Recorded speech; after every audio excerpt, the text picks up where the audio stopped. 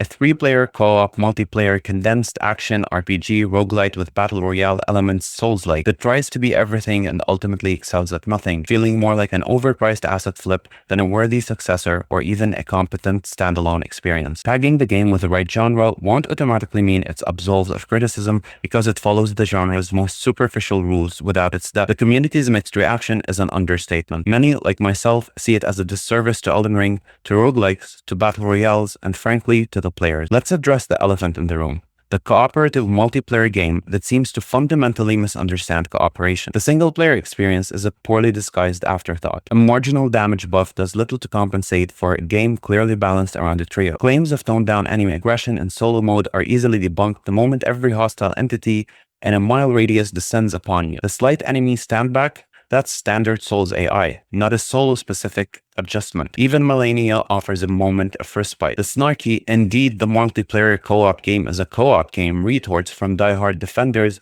fall flat when confronted with the glaring omission. For a title so reliant on teamwork, the absence of basic communication tools, no voice chat, no text chat in 2025 is astounding. How are players meant to coordinate complex strategies or even simple intention? The ping system, limited to a mere 3 types, map, item, and self-location, is woefully inadequate. Countless moments are wasted as teammates, unable to communicate, redundantly explore already looted areas. This isn't just an inconvenience, it's actively breeding frustration and inefficiency. And if the game is so rigidly designed for 3, why the arbitrary exclusion of a 2-player mode? The developer's apology for this oversight rings hollow. Instead, duos are forced to rely on the whims of a third random player, turning each run into a lottery of teammate competence. This isn't skill-based. It's hoping you don't get matched with an Asmongold when you need a happy hog. The reliance on randoms for progression becomes a core frustration, as soloing is a Herculean task reserved for challenge runners, not the average player. If a player leaves, the game doesn't even bother to scale the difficulty down for the remaining 2. Nightreign expects an absurd level of commitment.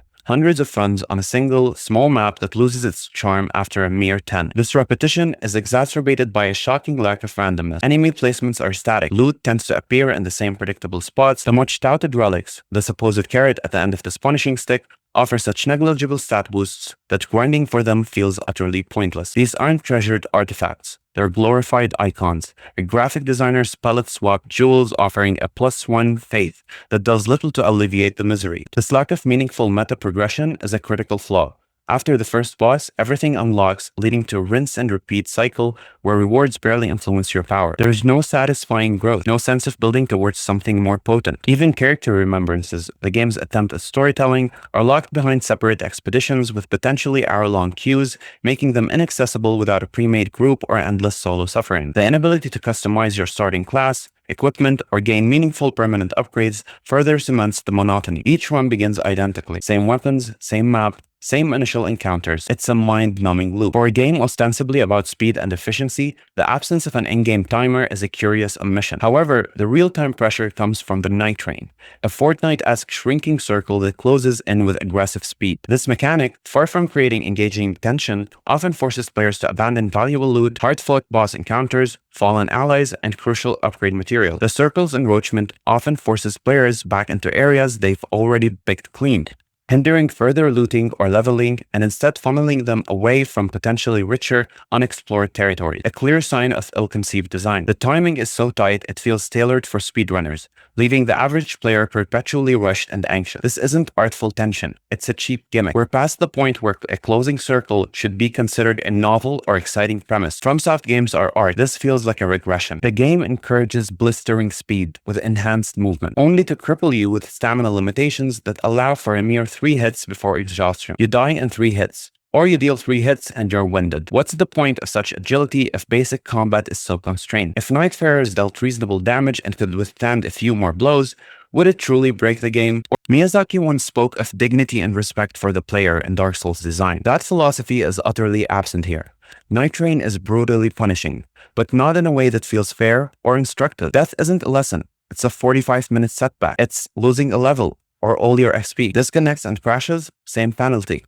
Enemy health pools and damage output are grossly inflated even for basic field mobs. The revive mechanic, seemingly a cornerstone of the co-op design, is deeply flawed. Bosses deal ludicrous damage, almost as if to ensure revives are constantly needed. Yet many of their attacks are massive AoEs that wipe the entire team simultaneously, negating the revive system's purpose. Attempting to revive two fallen allies is a death sentence. The boss rarely de-aggroes, and the revive process itself is agonizingly long, requiring multiple strikes that consume precious time and stamina. If you're interrupted mid-revive, all progress is lost. It's a system designed for failure. Bosses themselves are often uninspired. A three-headed dog with a sword, an angry goat, an angry horse, a frame-eating dragon, they aren't mechanically complex.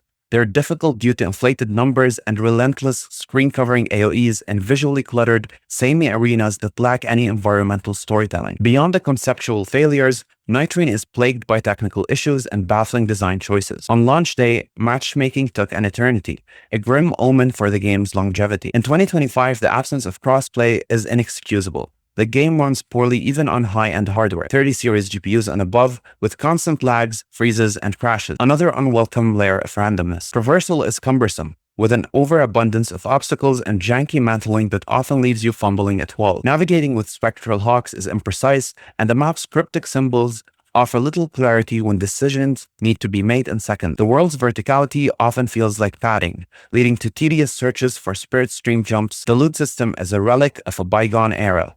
Items fly out, requiring a second interaction, and a severely limited inventory, 6 weapon slots, 2 talismans, 4 combined consumable slots, as well as upgrade material fill up within minutes, leading to constant tedious inventory management. Character ultimates exhibit glaring disparities, with some, like the Executor, being game-breakingly powerful, while others, the Recluse's Soul Blood Song, are practically useless against bosses with colossal health pools that can one-shot you. The game also makes no concessions for new players, assuming a deep familiarity with the Souls mechanics that even veterans find overwhelming given the inflated stats. And the DLC? Based on the near-total absence of Elden Ring DLC content in Nightreign, barring one minor boss, it's safe to assume future offerings will be recycled assets rather than new experiences. Gated content, not genuine expansion. Nightrein's $40 price tag feels like an insult for what is, in essence, an asset flip with less polish and creativity than many free fan mods. The Seamless Co-op mod creator reportedly developed a functional 2-player mod for Nightreign within hours of its release. Why do we need mods to fix a premium title? This isn't FromSoft trying something new in a bold, experimental way.